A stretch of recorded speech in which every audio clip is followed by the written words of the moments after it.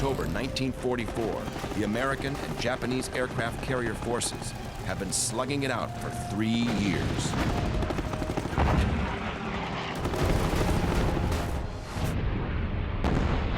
And now, following the recent clash over the Philippine Sea, in which 400 planes were lost, the enemy's carrier force is a shadow of its former self. Their carriers at this point are empty. They have vessels, but they don't have planes or pilots to put on those vessels. Just over 100 planes remain to distribute amongst the surviving carriers. Even so, the Japanese Navy has another skilled and menacing combat arm. The remaining strength of the Japanese Navy at this point is in its battleships and its heavy cruisers. They still have a very formidable array of heavy gun warships that they can bring to bear.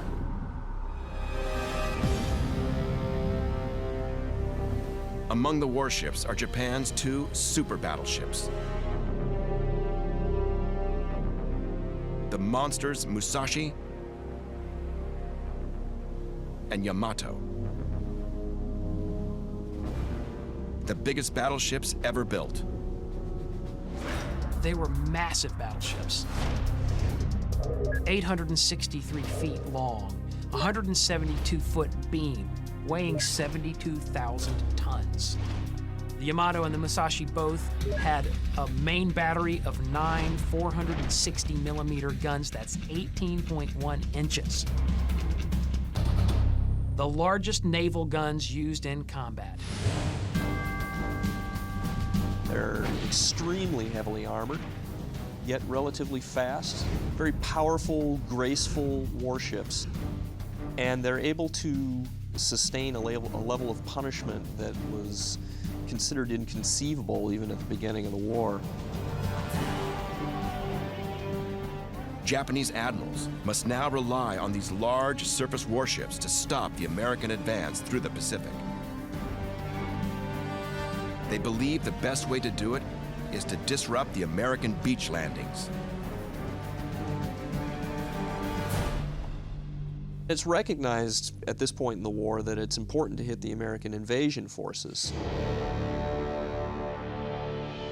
So the point of attack for the Japanese battleships for the first time is not their American opposite numbers, but is rather the beachhead itself and the transports and the logistical apparatus that are supporting this invasion. On the opposite side of the equation, the American carrier forces are holding their own, so far. They still have plenty of carriers and aircraft. U.S. admirals also have battleships and cruisers at their disposal. They feel they have enough strength at this point in the war to finally target the Philippines.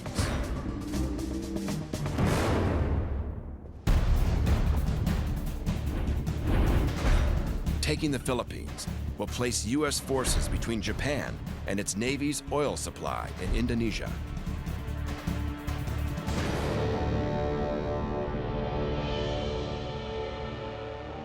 But any attempted landing in the Philippines will be hotly contested. Japanese occupiers will defend this crucial ground to the death.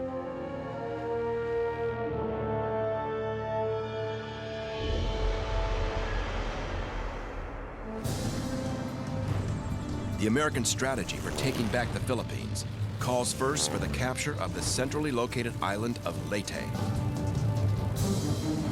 It's felt that Leyte needs to be captured so that we can put air bases into operation. And then we'll extend our air umbrella over further portions of the Philippines and go on eventually to the liberation of Luzon, which contains the capital of Manila. Japan's battleships and cruisers will steam north toward Leyte from Singapore. The warships will split into 2 groups, one force sailing through the Sulu Sea and Surigao Strait and approaching Leyte Gulf from the south.